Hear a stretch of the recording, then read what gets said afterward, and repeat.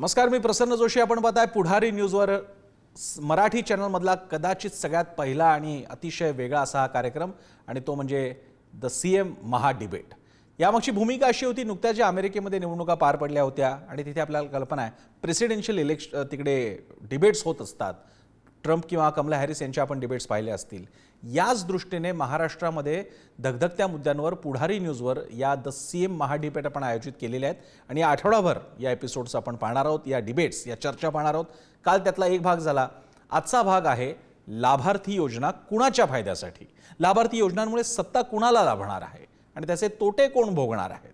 आणि यावर बोलण्यासाठी आपल्यासोबत मान्यवर आहेत. माझ्यासोबत असतील संजना घाडी, शिवसेना उद्धव ठाकरे यांच्या प्रवक्त्या, त्यांचं स्वागत.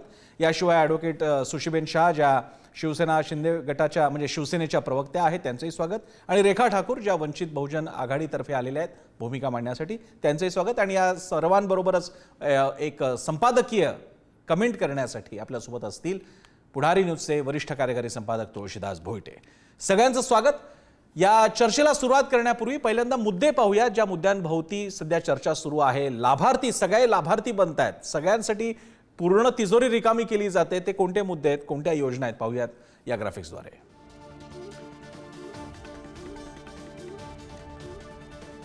निवडणुकीतील धगधगत्या मुद्द्यांवरती ही पुढारी न्यूजवर महा डिबेट असेल.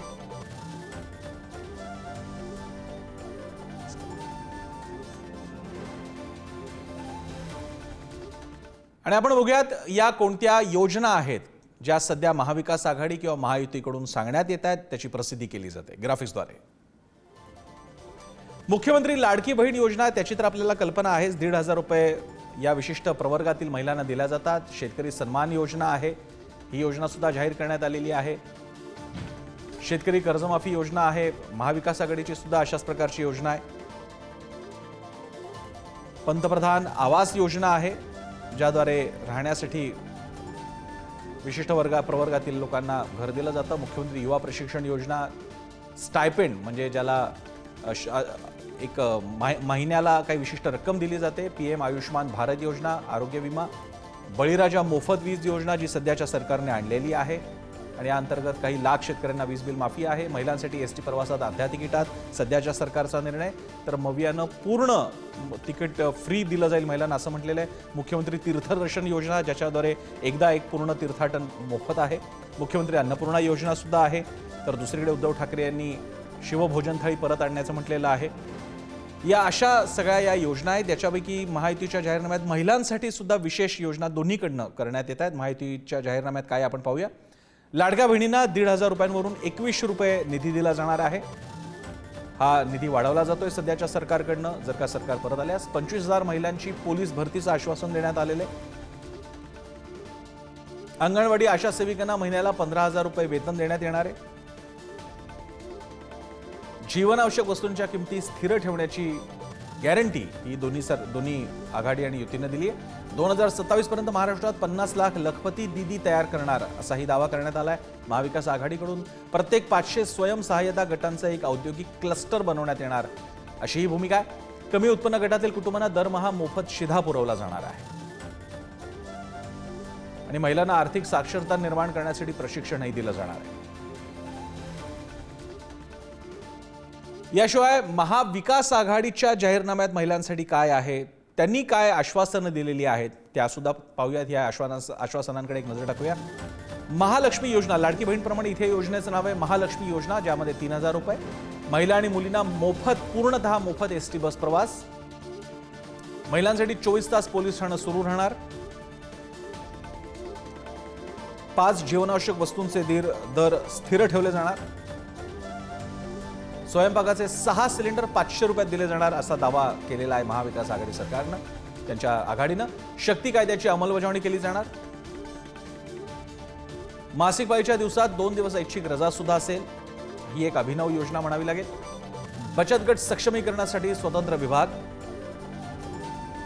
अशा या योजना आहेत. आपण चर्चेला सुरुवात करणार आहोत.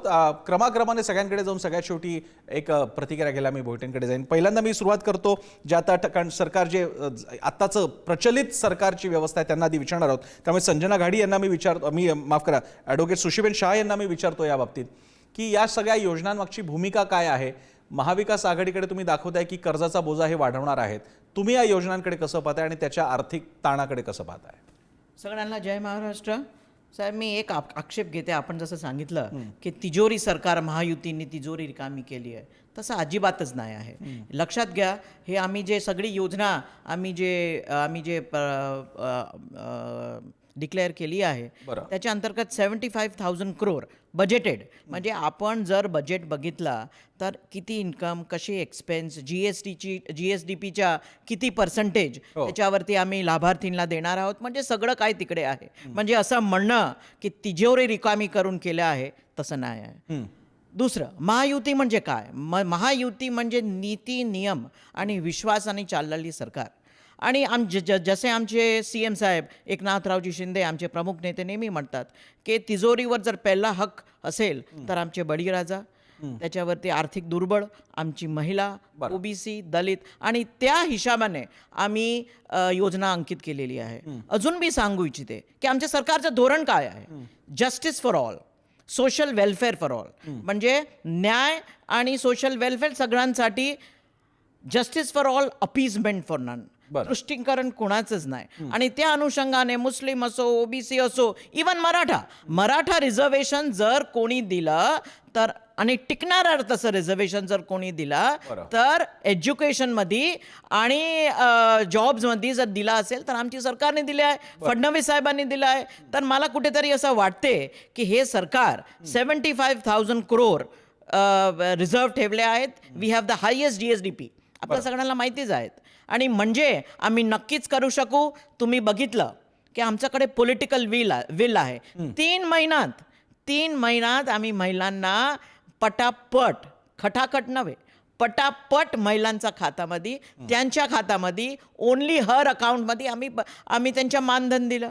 खोटं काय आहे? आणि तुम्ही कोर्टात जातात. मुंबईमध्ये तुम्ही हायकोर्टला गेले, तुमची पिटिशन बरखास्त केली. परत तुम्ही नागपूरला गेले, तिथे पेंडिंग आहे. आणि आता तुम्ही मॅनिफेस्टोमध्ये लिहिता आम्ही 3,000 रुपये देणार. अजून मी सांगू इच्छिते, महाराष्ट्राची जनताला सांगू इच्छिते की हे सगळी जे योजना जे विनाश आघाडीने जे प्रस्थापित केली आहे मंडळी, ते सगळी योजना जर तुम्ही आर्थिक भार त्याचा बघितलं तर 3 लाख crore रुपीज आहेत. आता तुम्ही मला सांगा काय कसं होणार? जसं हिमाचल प्रदेशमध्ये होता की त्यांनी योजना आखली आणि परत आता म्हणताय की परतफेड करायला लागेल. हिमाचलमध्ये पण तसं. पण आमची सरकार, महायुतीची सरकार, स्त्री शक्ती बरोबर आहे, माग शक्ती बरोबर आहे. आणि लक्षात घ्या, आमची लाडकी बहीण नक्कीच या युतीला सपोर्ट करेल आणि सरकार आमचीच बनणार. संजना गाडेजी, आपल्या महाविकास आघाडीची भूमिका कशी मांडाल तुम्ही? या ठिकाणी आपण ज्या आता योजना सांगितल्या, यापैकी लाडकी बहीण योजना, मला पहिल्यांदा तर क्लिअर करायचं आहे की बऱ्याच डिबेटमध्ये मी ते ऐकलं की आम्ही कोर्टात गेलो, पण आम्ही असे कुठल्याही कोर्टात आम्ही गेलेलो नाही आहेत. लाडकी बहीण योजना, कुठलीही योजना आली ती विरोधी सरकारने, सत्ताधारी सरकारने आणली, विरोधी पक्ष म्हणून आम्ही तिचं अवलोकन करत असतानाही प्रत्यक्षात येईल का, प्रत्यक्ष स्वरूपात येईल का, लोकांना त्याचा फायदा मिळेल का, या सगळ्या गोष्टींबद्दल आम्हाला प्रश्नचिन्ह होते. त्यानंतर आम्ही पाहिलं बँकांमध्ये कशा पद्धतीची गर्दी होते. काही वर्गालाच याचा फायदा घेता येतोय. बऱ्याचशा महिला या योजनेपासून वंचित राहिलेल्या आहेत. 60 वर्षावरची आजी आम्हाला विचारते, मी काही लाडकी बहीण होऊ शकत नाही का, मी काय मतदान करत नाही का, अशा पद्धतीचे त्यांचे प्रश्न आहेत. आणि हे जेव्हा आमच्या लक्षात आलं, किंवा गावात ग्रामीण भागामध्ये फिरताना 1,500 रुपये त्यांना मिळत आहेत, तर त्या 1,500 पेक्षा अधिक आपल्याला देता येतील का, या संदर्भात विचार केल्यानंतर आम्हीही त्यांना 3,000 रुपये देण्यासाठी, अर्थात हे 3,000 रुपये काय किंवा हे 1,500 रुपये काय, यामध्ये नक्की त्यांचं काय होतंय. मध्ये मी एका डिबेट ऐकलं, त्याच्यात म्हणे त्या आजारपणासाठी त्यांना पैसे उपयोगाला येतात किंवा स्वतःपुरता त्यांना उपयोगाला येतात. मला वाटतं हे 3,000 रुपये जे आमच्या महाविकास सरकारनेही, महाविकास आघाडीने देखील देऊ केलेले आहेत, तर याच्यात अधिक त्यांना आर्थिकदृष्ट्या सक्षम बनवण्यासाठी, त्याचा उपयोग उद्योजकतेचे त्यांचे गुण पुढे आणण्यासाठी कसा होईल याच्याकडे आपण लक्ष देणं गरजेचं आहे. ही योजना आहे ही मुळात भाजप शासित सरकारमध्ये सगळ्यात मोठी लोकप्रिय योजना झाली मध्य प्रदेश सरकारमध्ये. ती होती लाडली बहना. त्याला आणलं इकडच्या सरकारनं लाडकी बहीण म्हणून. आता तुम्ही महालक्ष्मी आणतायत, एक प्रकारे तुम्ही महायुतीच्याच अजेंड्यावरनं पुढे नेताय. नाही, मी ओरिजिनॅलिटी काय आहे मग या योजनेतली? 2019 मध्ये मला वाटतं काँग्रेसच्या अजेंड्यावरती पण ही 8,500 रुपये महिलांना देणार या पद्धतीची योजना होती. गॅरंटी शब्द आपण पाहिला, आता इथे गॅरंटी आली आहे. हा असाच्या असा काँग्रेसच्या जाहीरनाम्यातून त्यांनी उचललेले शब्द आहेत, योजना आहेत त्यांच्या. तर तशा पद्धतीच्या योजना ज्या उपयोगी आहेत किंवा लोकांना त्याचा खरोखर उपयोग होत असेल तर त्या योजना आपण पुढे आणायला काय हरकत आहे. त्या भाजपानेही असोत किंवा आमच्या पक्षानेही असोत, काँग्रेसनेही असोत, त्या वेळेला ज्या ज्या लोकोपयोगी योजना आहेत, ठीक आहे. ज्याचा खरोखर फायदा लोकांना पोचतोय त्या आणतोय आपण पुढे. मी रेखाताईंकडे जातो. रेखाताई, मी एका अर्थानं रेखाताईंना आम्ही बोलवण्याचं कारण म्हणजे या दोन प्रमुख आघाडी युतींच्या पलीकडचे सगळे पक्ष, जो सगळा तिसरा प्रवाह आहे त्याच्या प्रवक्त्या म्हणून त्या इकडे, त्या नुसत्या वंचितच्या जरी असल्या तरी मी त्यांच्याकडे तिसरी आघाडी, अन्य छोटे पक्ष, अन्य या दोन्ही प्रमुख प्रवाहांच्या पलीकडचे आवाज आहेत त्या मांडण्यासाठी त्या सोबत आहेत. आणि रेखाताईंचं वेगळं वैशिष्ट्य सांगायचं झालं तर वंचितच्याही पलीकडे त्या स्वतः महिला आणि सक्षमीकरणाच्या वंचितांच्या बाजूने आयुष्य त्यांनी त्या चळवळींमध्ये काढलेलं आहे. रेखाताई, तुम्ही NGOs पासून चळवळींपासून महिलांचे प्रश्न पाहिलेले आहेत. आता हे महाविकास आघाडी आणि युती कोणी 2200-2100 रुपये, कोणी 3000 देऊ करतंय. तुम्ही या योजनांकडे कसं पाहता? पहिली गोष्ट म्हणजे अगदी निवडणूक तोंडावर आल्यानंतर ह्या योजना घोषित होतात. म्हणजे अगदी निवडणुकीला 3-4 महिने राहिल्यानंतर ही घोषणा होते. यांनी जर आता 2-2.5 वर्षाचा कारभार केलेला आहे तर महिलांचा हा विचार, महिलांबद्दलचा हा विचार त्यांनी सुरुवातीपासून का केला नाही असा एक प्रश्न या ठिकाणी येतो. आणि आपल्याला असं दिसेल की मला खूप माझ्याकडे अगदी एक्झॅक्ट आकडेवारी नाही, पण मला माहिती आहे की महाराष्ट्राचं सरकार हे आत्ता कर्जबाजारी आहे आणि त्यांचा अर्थसंकल्पही तुटीचा आहे. बरं. त्यामुळे हा भार नाही असं जरी त्यांनी म्हटलं तरी प्रत्यक्षात हा जो खर्च येणार आहे हा सरकारला भोगावा लागणार आहे. आता याच्यामध्ये सर्वात महत्त्वाची, माझ्या दृष्टीने महत्त्वाची गोष्ट अशी आहे की खरोखर हे दिल्यामुळे आपल्या महिलांच्या जीवनामध्ये काही गुणात्मक फरक पडणार आहे का? मला स्वतःला असं वाटतं की हे त्यांचं जे फेल्युअर आहे, आज या ठिकाणी प्रचंड मोठ्या प्रमाणावरती महागाई वाढलेली आहे, गरिबी आहे, महिलांमध्ये बेकारी देखील मोठ्या प्रमाणावर आहे. आणि अशा वेळेस संसाराला जे भोकं पडलेली आहेत त्याचं ठिगळ या स्वरूपामध्ये महिला आज या योजनेचा लाभ घेत आहेत. आणि त्यांना ते 1500 रुपये मिळाले याचा मला आनंदच आहे. परंतु मला असं वाटतं की ह्यांना जे करता आलं नाही, जे देता आलं नाही, त्याचं कुठेतरी भरपाई करण्यासाठी, म्हणजे जो इन्कम्बन्सीचा विषय असतो तो सोडवण्यासाठी म्हणून ही योजना यांनी आखलेली आहे. आणि याच्यामध्ये खऱ्या अर्थाने जर का स्त्रियांच्या ह्याचा विकासाचा, स्त्रियांच्या रोजगाराचा, स्त्रियांच्या सेफ्टीचा आणि एकूणच स्त्रियांच्या सक्षमीकरणाचा विचार असता तर तो दिसत नाही असं माझं याच्यामधलं मत आहे. भोईटे सर, या सगळ्या अतिशय खर्चिक मात्र लोकांपर्यंत फायदा पोहोचतोय, म्हणजे महिला म्हणतात की आम्हाला पैसा मिळतो, पण त्याचवेळी त्याच्याबद्दलचा खर्च आणि यांनी 2100 केल्यानंतर त्यांनी 3000 करणं हे कुठे घेऊन जाईल मग राज्याला? मुळात एक लक्षात ठेवलं पाहिजे की कोणी उपकार करत नाहीये. अहो मात्र तसा आणला जातोय, हे जास्त बोचणार आहे. म्हणजे सत्ताधारी पक्ष असेल त्यांच्या जाहिराती आपण पाहिल्या किंवा त्यांचे जे प्रमोशनल व्हिडिओ पाहिले तर तसं दिसतं. मुळात कसं आहे की सुशेबेन आता बोलत होत्या, खरं तर खूप चांगला अभ्यास आहे त्यांचा, परंतु शेवटी आपल्या पक्षांची बाजू मांडताना काही वेळा वास्तवाकडे डोळेझाक होत असते असं मला वाटतं. थोडं कटू वाटेल पण बोलावं लागतं. मुळात सुशेबेन एक लक्षात घेतलं पाहिजे आपण की राज्याचा अर्थसंकल्प 6,12,293 कोटीचा जो यावेळी सादर झाला ना, शेवटचा अर्थसंकल्प या कारकिर्दीतला, त्यातले 4,99,000 फक्त उत्पन्न आहे, म्हणजे 5 लाख आपण पकडू. उरलेले 1,12,000 कोटीचा वेगळा बोजा आहे. तो आणायचाही कुठून? त्याचं काहीच तरतूद नाही आहे तशी. पुन्हा एकदा आपण वेगळ्या त्या प्रकारच्या बिमारू राज्यांकडे जाणार आहोत का? अर्थात प्रश्न एक स्पष्ट करतो मी, इथं माझं म्हणणं हे आहे का की देऊ नये? मी मगाशीच म्हणालो कुणी उपकार करत नाहीये. ज्या देशामध्ये 1% लोकसंख्येकडे 23% उत्पन्न आहे, 1% लोकसंख्येकडे 40% जवळपास संपत्ती एकवटलेली आहे, त्या देशामध्ये वंचितांना आर्थिक दुर्बल घटकांना तुम्हाला वेगवेगळ्या जनहितकारी योजनांच्या माध्यमातून लाभ दिलाच पाहिजे. एक प्रकारचं समन्यायी वाटप म्हणावं लागेल. हे नाही आहे समन्यायी खरं. थोडक्यात शेवटचा मुद्दा सांगतो. 7 लाख कोटी पुढचा जो आकडा आहे भयावह आकडा आहे. हा महाराष्ट्रावरील कर्जाचा आकडा आहे. याचा अर्थ राज्याच्या अर्थसंकल्पापेक्षा आपल्या राज्यावरील कर्ज जास्त आहे. 2017-18 ते 4,51,000 कोटी होतं. गेल्या वर्षी 22-23ला म्हणजे जे नवं सरकार आलं त्यावेळी ते 6,29,000 कोटी होतं.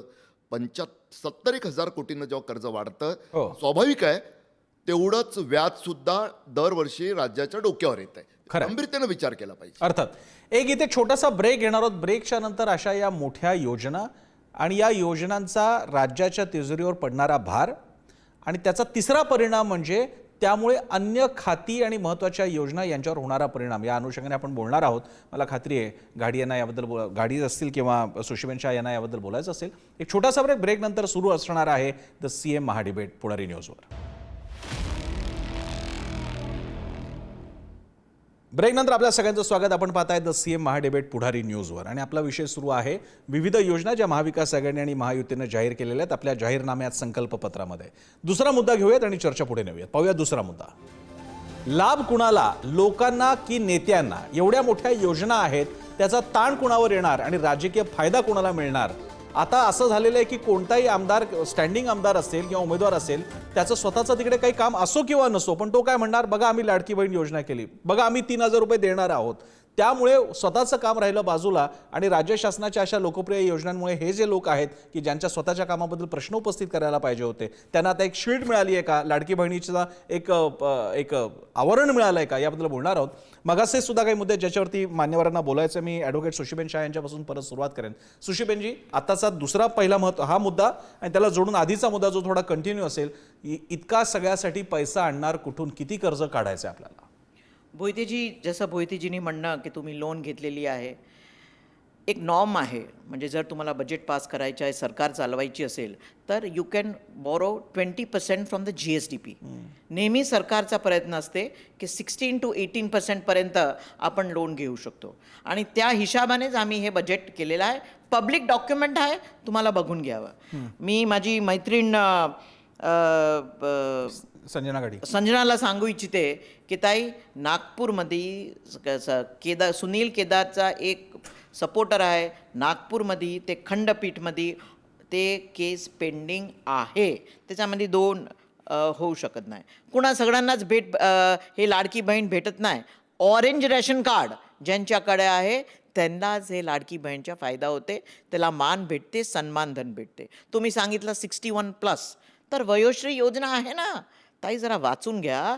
हे सरकार आपली जे महिला आहे, जे 50% आधी आबादीला सपोर्ट करण्याचं काम महायुती सरकारने केलं आहे. आणि जर कोणती पण स्कीमची जर वुमन सेंट्रिक फोकस जर कोणी आणला असेल तर आपले आदरणीय पंतप्रधान नरेंद्र मोदी साहेब. मग याचा फायदा जो आम्ही दुसरा मुद्दा घेतला, फायदा जनतेला का नेत्यांना, पार्टीला? नेता म्हणजे लोकप्रतिनिधी. म्हणजे लोकांना जर फायदा झाला तर प्रतिनिधीला नक्कीच फायदा होणार. दुसरं मी सांगू इच्छिते की 1,500 रुपये आणि आता आम्ही 2,100 देणार आहोत, कारण आमचीच सरकार येणार आहे, त्याच्यामध्ये 2 मत होऊ शकत नाही. तर हे जे 2,100 आहेत ते महिला वापरतात to kick start growth.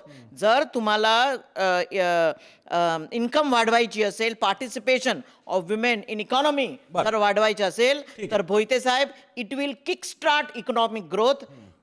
Maharashtra is a number 1 state in India.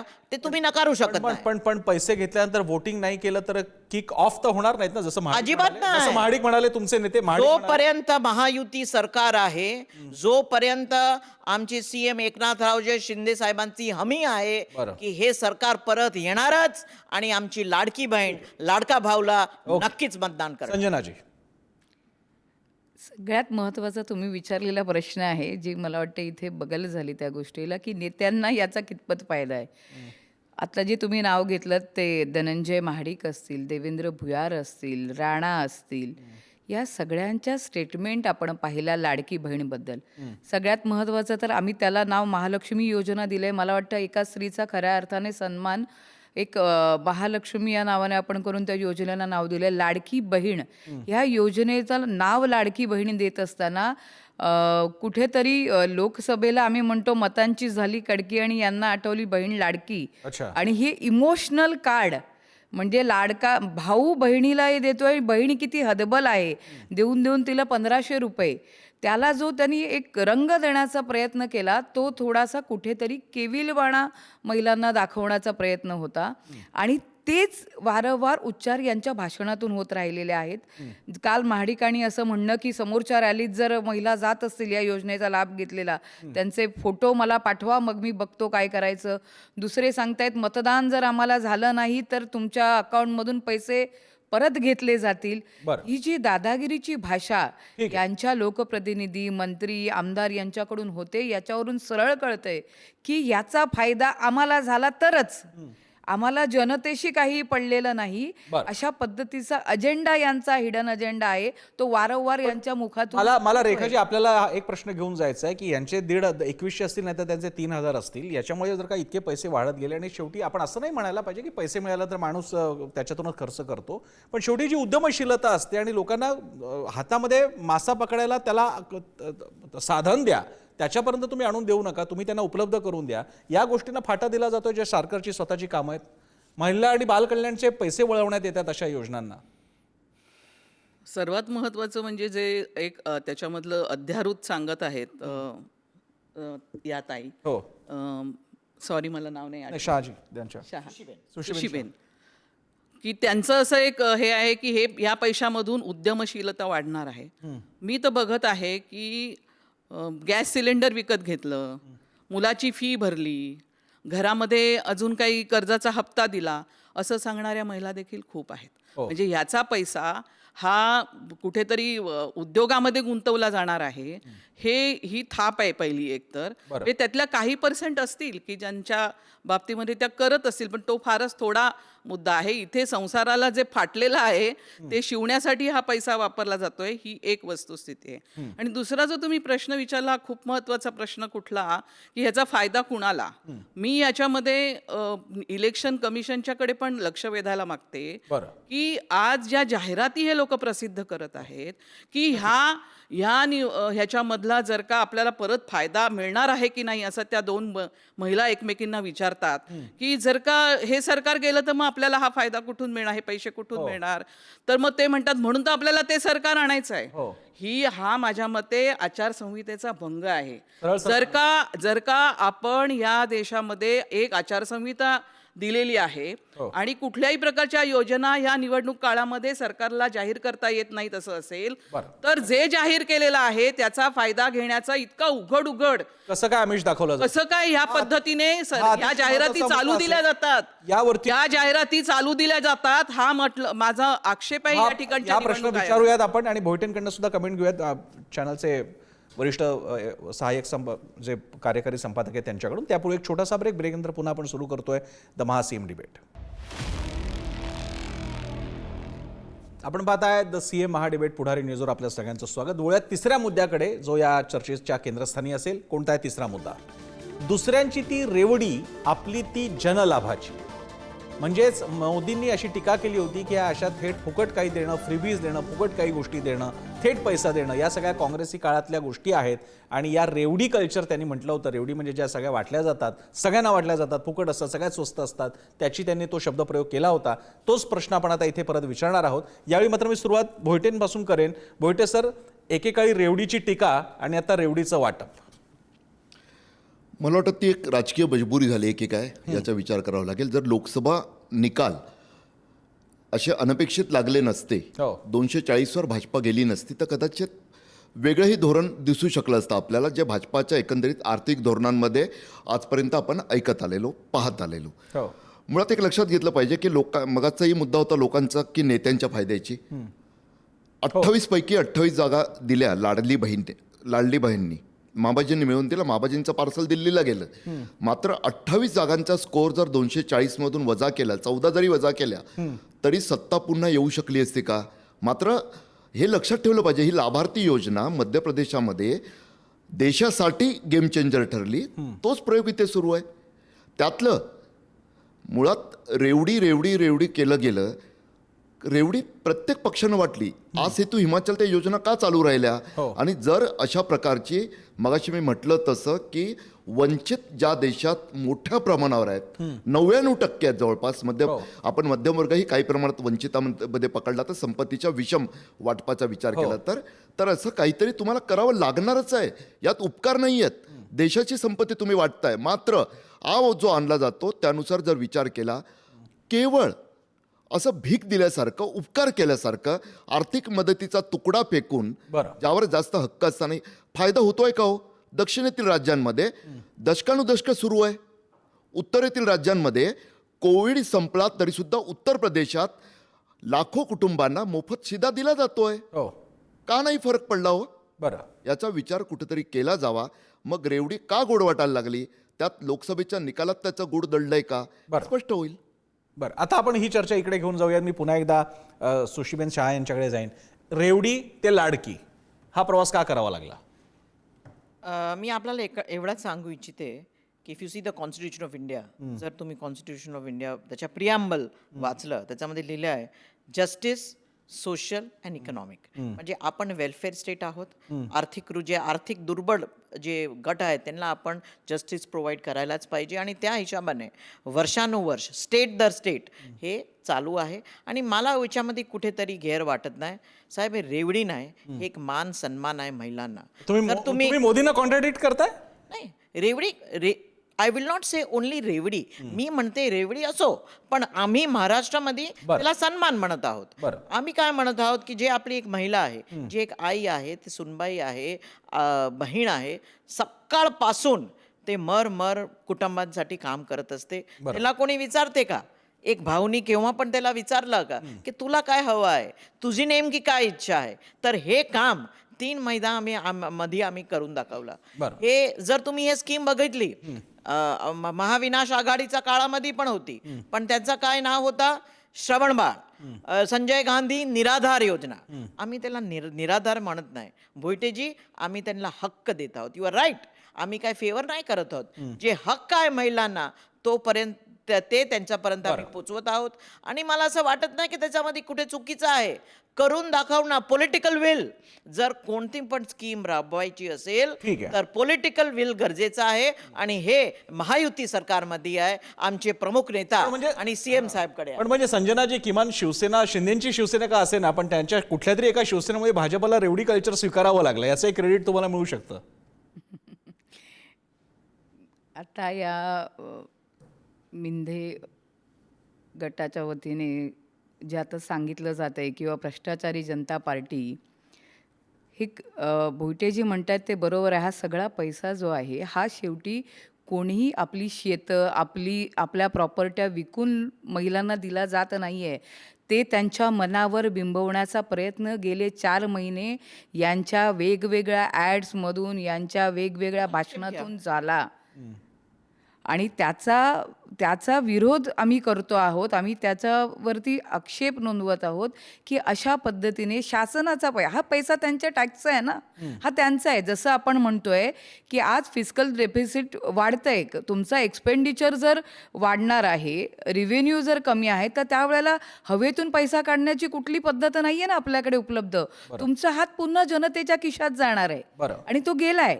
जसं तुम्ही ह्या लाडकी बहीण सुरू केलं, त्याचबरोबर सूर्यफूल तेल आहे, शेंगदाणा तेल आहे, पाम तेल आहे, डाळींचे भाव 52 पासून आज 200-250च्या 220 पर्यंत गेलेले आहेत. अगदी काल परवाचा स्टॅम्प पेपर जो 100 रुपयाचा होता तो आता 500 रुपयाला स्टॅम्प पेपर, 500 रुपयाचा छोट्या छोट्या ॲग्रीमेंटसाठी सुद्धा सामान्य लोकांना घ्यावा लागतोय. मग हे सगळे खर्च शेवटी तुमचा हात हा जनतेच्या खिशातच जाणार आहे. त्यामुळे ज्या पद्धतीची भावना किंवा तुम्ही हे निर्माण करताय की आम्ही देतोय, हे आम्हाला नाही मिळालं तर आम्ही परत काढून घेऊ, अकाउंटमधून घेऊ, ही जी भावना आहे, हे जे लोकांवर बिंबवणं हे चुकीचं आहे. आणि आम्ही म्हणतोय की ह्यांचं गणित फसलंय. हे याच्यासाठी अंगणवाडी सेविका ही तुमची लाडकी बहीण आहे, आशा वर्कर जे आहेत ह्या तुमच्या लाडक्या बहिणी, असं आम्ही मानतो. पण मग ह्यांच्या सगळ्यांच्या हक्काचे जे तुम्ही विधानसभेत मान्य केलं 15,000 पगार देणारा, तेवढा झाला नाही, देताना तो कमी दिला गेला. आशा वर्करांना अधिक बोनसची यांना अपेक्षा होती, आज बेस्टचे बोनस झाले नाहीत. पीक विम्याच्या हे देत असताना आपण हप्ते थकवलेत, कारण की त्या तुमचे फंड ह्याच्याकडे याची डायव्हर्ट उत्तरं कोण झाले. देणार? आपण हा मुद्दा पुढच्या मुद्द्यात घेऊ, कारण आता मला या राऊंडमध्ये सगळ्यांना वेळ द्यायचा आहे. मी रेखाजींकडे जातो. रेखाजी, वंचितची भूमिका मांडत असताना शेवटी या सगळ्या पक्षांना, मविया असो नाही तर महायुतीला असो, शेवटी त्याला रेवडी म्हणता म्हणता आता अखेर अशा प्रकारे डायरेक्ट बेनिफिट ट्रान्सफर जी जगभरात मानली जाते स्कीम, त्या दिशेने जावं लागतंय. प्रत्यक्ष तुम्हाला पैसा द्यावा लागेल, लोकांना संपत्ती आणून तुम्हाला द्यावी लागेल. याकडे लोक वळतायत, याकडे कसं बघताय तुम्ही? हे मुळी माझ्या मते जे एक उमेदवार लोकांना वाटत असे ते आज त्याला एक असं ऑथेंटिकेशन आणण्याचा हा संपूर्ण प्रयत्न आहे असं मला वाटतं. कारण की पूर्वी उमेदवार लोकांना वाटत असे, हे आता सरकारी तिजोरीमधून लोकांना पैसे वाटत आहेत. प्रत्यक्षामध्ये प्रश्न असा आहे की हे पैसे दिल्यामुळे एखादी महिला गरिबी रेषेच्या वर जाणार आहे का? तिला समजा रोजगार आहे किंवा तिच्या उत्पन्नात वाढ होणार आहे, अशी परिस्थिती आहे का? तर तसा काहीच प्रकार नाही आहे. हे खरोखर हे पैसे जसे इलेक्शनमध्ये वाटतात ते आज सरकार त्यांच्या आमदारांसाठी, त्यांच्या उमेदवारांसाठी वाटत आहे. इतकं त्याला काय म्हणायचं, त्याला असं निर्लज्जपणाचं स्वरूप आत्ता मला हे सगळं बघून वाटतं.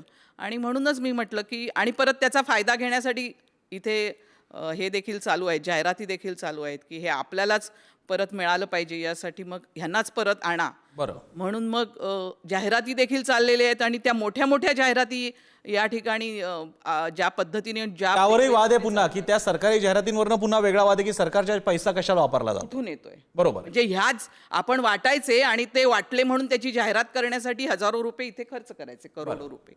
या पद्धतीने जे चाललेलं आहे त्याच्यामधून ह्यांचं कल्चर समोर येतं आहे. इथे पुन्हा एक छोटासा ब्रेक घेणार आहोत. ब्रेकच्या नंतर द सीएम महा डिबेटमध्ये पुढचा मुद्दा असेल. या निमित्ताने या सगळ्या ज्या योजनांचा बोलबाला सध्या महाराष्ट्रभर सुरू आहे, त्याचं हे डिसेक्शन, त्याचं हे शस्त्रक्रिया सध्या सुरू आहे. या निमित्तानं आपल्या मतदार राजापर्यंत हे मुद्दे लक्षात आले पाहिजेत की या सगळ्या योजना ऐकायला छान वाटतात, त्याचे ते फायदेही मिळतात, पण त्याची नेमकी किंमत काय आहे, आणि त्यासाठी सुरू आहे द सीएम महा डिबेट. छोटासा ब्रेक, पाहत राहा पुढारी न्यूज.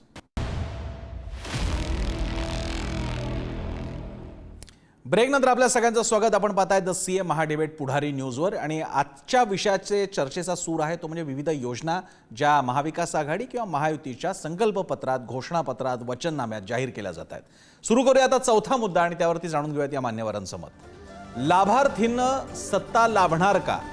लाभार्थी बनवल्यामुळे सत्ता लाभणार का, हा मुद्दा आहे. विविध योजनांचे हजारो लाखो लाभार्थी असणार आहेत. मग त्या बहिणी असतील, प्रवास करणाऱ्या एसटी मधले प्रवासी असतील किंवा शेतकरी असतील, हे लाभार्थी ठरतील. या लाभार्थ्यांमुळे हे राजकारणी लाभार्थी ठरणार आहेत का सत्तेचे, हा आपला पुढचा प्रश्न आहे. शेवटचा राऊंड आहे आणि वेळ मर्यादित आहे, त्यामुळे माझी सगळ्यांना विनंती असेल की त्यांनी नेमका मुद्दा मांडावा इथे. सुशीबेनजी, मी तुमच्यापासून सुरुवात करतोय. लाभार्थ्यांमुळे तुम्ही म्हणजेच महायुती लाभार्थी ठरणार का? लाडकी योजना एक अत्यंत पॉप्युलर स्कीम आहे आणि आम्हाला आनंद आहे की एकमेव सरकार, महाराष्ट्राची महायुतीची सरकार, त्यांनी हे महिलांना त्याचा मान, त्यांचा सन्मानधन, त्याचे हक्क दिलेले आहे. आणि त्याच्यामुळे मी जेव्हा ग्राउंडवरती काम करत असताना, मी वर्लीकर आहे, मिलिंदभाई देवरा आमचे उमेदवार आहे, आणि जेव्हा जेव्हा मी एरियामध्ये जात आहे, महिला एकदमच खुश आहे. देवाभाऊ असो, आमचे लाडके मुख्यमंत्री असो, यावेळी स्त्री शक्ती, महाशक्ती नक्कीच महायुतीला त्याचा मत देणार आहे. बिकॉज त्यांना असं वाटते की एकमेव सरकार त्यांनी समजून घेतलं की महिलांना हे जे 1500 रुपये तुम्ही देतात आणि पुढे आम्ही 2100 देणार. का बरं 2100? कारण Maharashtra is the most economically powerful state. तुम्ही त्याच्यामध्ये डिनाय करू शकत नाही, नकार करू शकत नाही, आणि त्याचा फायदा नक्कीच महिलांना होला पाहिजे. त्याच्यामध्ये 2100 आम्ही देणारच, त्याच्यामध्ये काही दोमत होऊ शकत नाही. आणि हे महिलांना, हे सगळे लाभार्थींना कळलं आहे की जर नीती, नियम आणि जे सरकारवर विश्वास आहे आणि जे सरकार हे करू शकते, तर एकमेव आमची शिंदेसाहेब महायुती सरकार.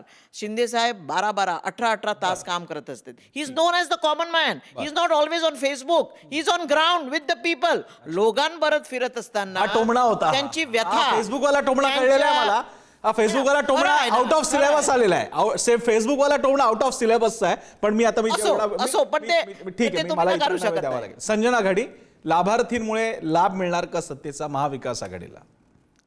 Vedanta, Foxconn, bulk drug park, medical device park, Tata airbus, chip प्रकल्प, सोलार प्रकल्प, कपडा मार्केट, कापूस मार्केट, कापूस corporation, cotton corporation, Air India, RBI, प्रमुख वित्तीय केंद्र, नावाशिवा पोर्ट, प्रत्येक गोष्ट महाराष्ट्राच्या हक्काची, महाराष्ट्राच्या प्रगतीची, महाराष्ट्राचं औद्योगिक विकास वाढवणारी, ह्या रिव्हेन्यू वाढवणारी, ह्या सगळ्या हक्काच्या गोष्टी खेचून महाराष्ट्रातून बाहेर टाकला गेला, बाहेरच्या राज्यात पाठवला गेला. महाराष्ट्राचा विकास हा त्या ठिकाणी व्हाईट पेपर इश्यू करा ना. का बरं व्हाईट पेपर बोलायला द्या ताई तुम्ही? नाही, पण असं नाही, व्हाईट पेपर आहे महाराष्ट्राचा विकास आणि हा भविष्यामध्ये महाविकास आघाडीच्या सरकारमध्ये आम्ही पुनश्च एकदा अत्यंत चांगल्या प्रकारे हा घडून आणू. दुसरा मुद्दा भ्रष्टाचाराचा. आज वाटलेले मिक्सर कुकर इथपासून जर चौकशा लागल्या तर 600ची वस्तू 2500 आणि 1000-1500चे मिक्सर 4500 भावात गेलेत. हा जो भ्रष्टाचार आहे, अशा पद्धतीचे अनेक भ्रष्टाचार जे यांच्या काळात घडलेले आहेत, हे भ्रष्टाचार जर थांबवले आपण तर हा 1500चा हप्ता 3000चा करून तो केवळ त्यांच्या आजारपणासाठी किंवा सिलेंडरसाठी न भरायला लागता त्यातून त्यांना उद्योजकता कशी शिकवता येईल, 3000चे 6000 कसे होतील, 6000चे 12000 कसे होतील, याची कार्यकुशलता त्यांच्याकडे देण्याचा प्रयत्न ही महाविकास आघाडी सरकार. ठीक आहे रेखाताई, लाभार्थी आणि त्यामुळे सत्तेचा लाभ. इथली महिला सुजाण आहे. तिला माहिती आहे की यांच्या कार्यकाळामध्ये गॅसचे भाव कसे वाढले, तेलाचे भाव कसे वाढले, इथल्या अन्नधान्याचे भाव कसे वाढले, भाजीपाल्याचे भाव कसे वाढत आहेत, गगनाला भिडलेले आहेत. शिक्षणाचा खर्च प्रचंड मोठ्या प्रमाणावर वाढलेला आहे. आरोग्याचा खर्च देखील मोठ्या प्रमाणावरती वाढलेला आहे. आणि याच्यामध्ये कुठेतरी छोटीशी एक हे त्यांच्याच हक्काच्या त्यांनीच दिलेल्या टॅक्समधनं जे काही 1500 रुपये हे सरकार देतं आहे, हे काही उपकार नाहीत. हे जे पैसे आहेत ते जनतेचेच पैसे आहेत, जनतेला दिले जात आहेत. यांनी कोणी त्यांच्या खिशातून दिलेले नाहीत. याचा हिशोब इकडची जी सुजाण स्त्री आहे, यांचे बाकीचे सगळे जे काही कारनामे आहेत, यांचं जे काही चारित्र्य आहे इथल्या गरिबांच्या विरोधामधलं, ते सर्व माहिती आहे. आणि त्यामुळे इथली महिला ही पूर्णपणे विचार करून मतदान करेल आणि ते ह्यांच्या बाजूला असणार नाही नक्की. भोईटे सर, तसं पाहायला गेलं तर मध्य प्रदेशचं जे मी उदाहरण दिलं की 100% स्ट्राईक रेट की लाडली बहिणीने दिलेला, त्यामुळे स्वाभाविकच अशा पल्लवीतून स्वाभाविक आहे सत्तेचा लाभ मिळेल असं समजणंही स्वाभाविक आहे. म्हणजे कसं आहे प्रसन्न, लोकसभेला 0.2 की 0.3चा डिफरन्स होता महाविकास आघाडी आणि महायुतीच्या मतांमध्ये. तो जर 0.2 पॉईंटने जरी वाढला, मिनिमम आपण पकडलं, तरीसुद्धा महाविकास आघाडीला फटका बसेल आणि महायुतीला फायदा होईल असं मानलं जातं आहे. तसं आकडेवारी सांगते. मात्र एक लक्षात घेतलं पाहिजे, नेहमी राजकारणातली गणितं ही कागदावरच्या गणितांसारखी नसतात. तेलंगणामध्ये BRS जो सध्या सत्तेतूनच हद्दपार झाला, रायतू बंधू योजना होती शेतकऱ्यांसाठी, एकर मागे 5000 द्यायचे शेतकऱ्यांना रोख. नाही ना, सत्ता गेली. एवढं म्हणजे आता मी रेखाताई बोलत असताना ऐकत होतो, अहो आपला मतदार आपण खूप गृहीत धरतो, तो विचारक्षम सुद्धा आहे आणि निर्णयक्षम सुद्धा आहे. त्याच्यावर विश्वास ठेवूया थोडा. एक लक्षात घ्या, आपल्या राज्यातलं उदाहरण शेतकरी सन्मान योजना, वर्षाला 6000चं मिळायचं, तरीसुद्धा लोकसभेला शेतकरी पट्टा जो आहे त्याने काय कौल दिला. त्यामुळे उगाचच असं हुरळूनही जाऊ नये, निराशाही कोणी होऊ नये आणि केवळ रोख रक्कम वाटत सुटलो म्हणजे मतदार भुलतील असं मानू नये. तसं असतं तर वाटेल त्या मार्गानं पैसा कमवणारा प्रत्येक 2 नंबरवाला या देशात आमदार खासदार झाला असता. त्यामुळे आता लाभार्थी असल्यामुळे राजकारणाचा लाभ मिळवून देणार का ह्याची तर आम्हाला कल्पना नाही. तो अधिकार मतदार राजाचा आहे आणि मतदार राजा सुज्ञ आहे असा आपल्या सगळ्यांना विश्वास आहे. पण या निमित्तानं, या CM डिबेटच्या निमित्तानं लोकांना हे मुद्दे अधिक चांगल्या प्रकारे लक्षात यावेत. लोकांच्या मनातले जे प्रश्न आहेत की तुम्ही अशा योजना देते आणि त्याच्यामुळे मतं मिळणार आहेत का, तुम्ही या योजनांसाठी पैसा कुठून आणणार आहात, लोन किती वाढणार आहे आपल्यावर, या निमित्तानं तुमच्या मनातले प्रश्न या मंचावर आपल्याला विचारता येतात. या कार्यक्रमासाठी संजना घाडीजी, सुशीबेन शहाजी, रेखाजी आपण वेळ दिला, आपल्या सगळ्यांचे आभार. इथेच थांबूयात. पाहत राहा पुढारी न्यूज.